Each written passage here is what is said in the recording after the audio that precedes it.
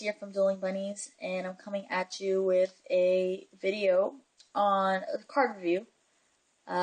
This is a quick play spell card that has been seeing a lot more play recently, mainly because of the Insector hype. Everybody's kind of jumping on the Insector bandwagon now. Um, so this card has been teched, I believe, in YCS Chicago at 1 in many Dino Rabbit decks. And you're probably guessing what it is by now. It is Forbidden Chalice. We all know about the triple Forbidden Lance and the doubles that people are maining now in their decks, just because it's so good. But people are also teching this card, sometimes at 1 in their deck, and many times at 2 in their side deck. Now, is this card really worth to be ran in the main? Is it even worth to be sided? I'm going to talk about it now, and we'll see. We'll get through this and see what this card's really all about. Now, for those of you that don't know what its effect is, it is a quick play spell card. And basically, if one face-up monster on the field will gain 400 attack, but its effect is negated. Now, what that means is, yes, you're giving your opponent 400 attack on one of their monsters, but that effect is negated. Meaning, when it comes to Insector, they summon the Dragonfly, that Dragonfly won't get its effect, and it only goes up to 1400, and it only lasts until the end phase. So, really, it goes back down to 1000. They can't do anything, and that's why people are teching it. Now, is it really worth, though, maining it? I believe no. I don't think that it's worth maining. I feel like when you're building a deck, your main deck should be able to have enough answers to every deck. Now, it's impossible to have all the answers, but finding cards that are versatile for many matchups is very important. For example, I attribute, I relate my top at regionals to get my nationals invite highly on how my deck responded to many matchups.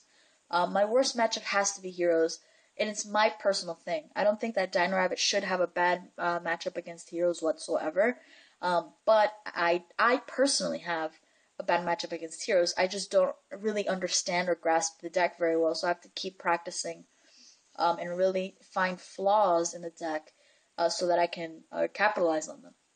So generally speaking, Hero is just one of my worst matchups.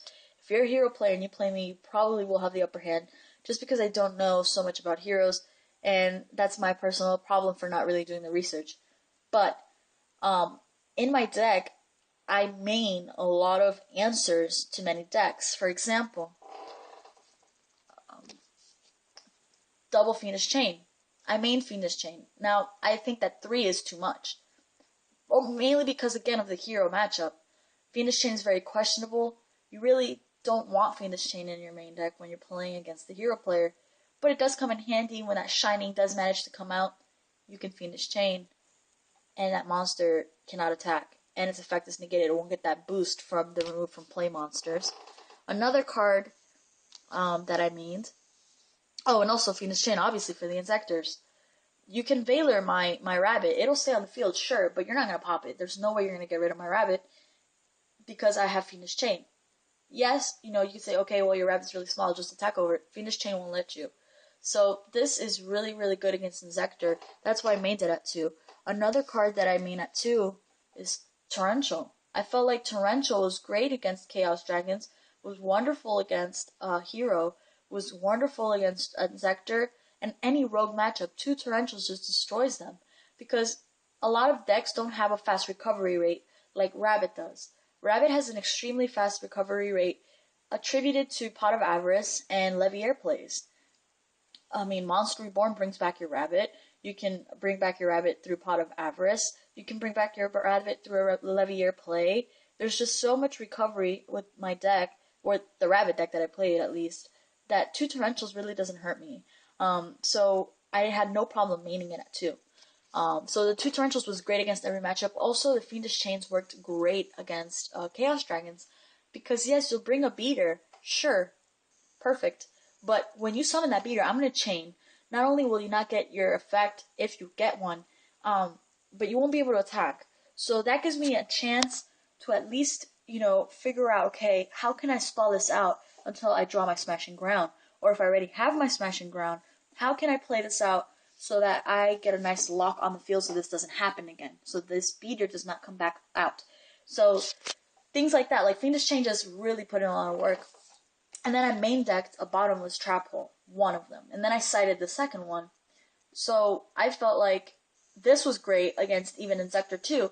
Now, it does sit there for a little bit, so sometimes it is poppable if you don't have the answer. Like, if you don't have Valor or anything like that, then, this could be a problem. But I never set this card unless I have the Valor. A lot of Insector decks are maining Thunder King too, so this really came in handy against the Thunder King. The first turn Thunder King, you bottomless, and they're kind of stuck on stupid for that one turn. You go up and set up with a Dolka play, Insector's just shut down, period.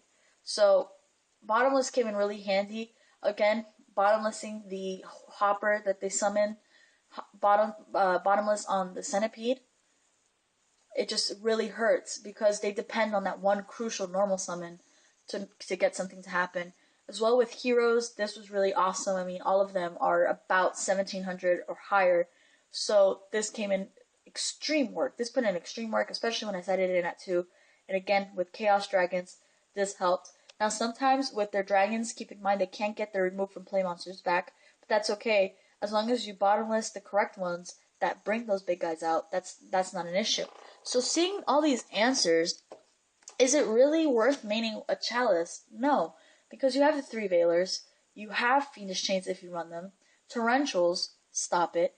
I mean, there's answers other than this, and I feel like I would much rather draw a Lance than I would draw a Chalice, just because Lance can really put in a lot of work offensively and defensively, that I feel like this is just to save your ass defense-wise, and it's really not important. You also have Book of Moon, that you can book, they go Dragonfly, Hornet, you book the Dragonfly at that point, Hornet fizzles, cannot do anything, it goes to the graveyard, you don't get an effect. So, like I said, there's answers enough that you don't need this. Now, citing it. Is it worth citing this card? I feel like if you find yourself having a really big problem playing Insectors, like you just cannot win when you play Insector, I feel like the more that you put in to hate Insector, the better. That is, I felt like I personally had a great matchup against Insector just because I play the deck. That is my deck. Insectors are my deck. Dino Rabbit, really, I just picked it up to see how well I could do without priority. And it's still a great deck. It's my favorite deck, Dino Rabbit. So I wanted to see how well it would do. I did fairly well. But honestly, Insector is my main deck. Like, I play that all the time. Knowing how they work and knowing what their flaws were gave me an advantage against a lot of those Insector players just because I play the deck. I know what it is. I know how it works. I know every single combo to it. There's nothing that you're going to pull on me that I don't know already. So I know how to shut your deck down. So I felt like I had a great matchup against Insector. I was never afraid playing Insectors whatsoever. But I did cite in extra help. When I showed you my deck profile, I had double or triple macro, but I just now cite 2. I felt like triple was overkill. I always only cited 2 anyways. The third one was just kind of dead in the side deck. So Macro Cosmos, great against a lot of decks too. It could hurt heroes in a way, because heroes depend on their monsters to be in the graveyard in order to do a miracle fusion or things like that, in order to get a fusion monster out. So Macro could hurt them, just as DD Crow could. And then also with the Insectors, Shadow Imprisoning Mirror, if you can run it. A lot of decks are dark based now, so running Shadow Imprisoning might not work for you. But really good card. If you can't run Shadow Imprisoning Mirror because of your deck choice or your attribute, Compulse. Guys, Compulse is amazing. They summon Dragonfly. You let them equipped, cool, fine, Compulse. The monster goes back to hand, the Hornet fizzles, it's not attached to anything. It goes to the graveyard without resolving any kind of effect. Compulse is amazing. They wasted a normal summon. There you go. So, like I said, chainable traps. That's all you need right now. So I felt like, there's a lot of other cards that are better than this. So is this card really worth running in my book? In Denise's book? No. I would not cite this. Probably. I mean, I will tech it at 1 just to see how it does. That's why I wanted to trade for it, because I wanted to test it out. But is it really worth maining? No. Siding it, yeah, maybe. If you feel like you have a really bad matchup against Insectors and you feel like you cannot get over the deck. So, this is what I think about Forbidden Chalice. That is my personal opinion. Again, I'm not going to rag on you if you run this card. If you do run it, let me know why you run it and what other decks you find it very useful in. I'm very curious as to, why you run why you run that card in your specific deck. And if you cite it, let me know what you cited against. So this has been a deck review, card review of Forbidden Chalice. I will be doing hopefully a lot more of these. There's a lot of cards that I really want to talk about, and I feel like people are underestimating them or have kind of put them away, put them aside. So yeah, this has been a card review of Forbidden Chalice. Let me know what you think about it in the comment section below. Is it worth maining? Is it worth running at all? Is it worth citing?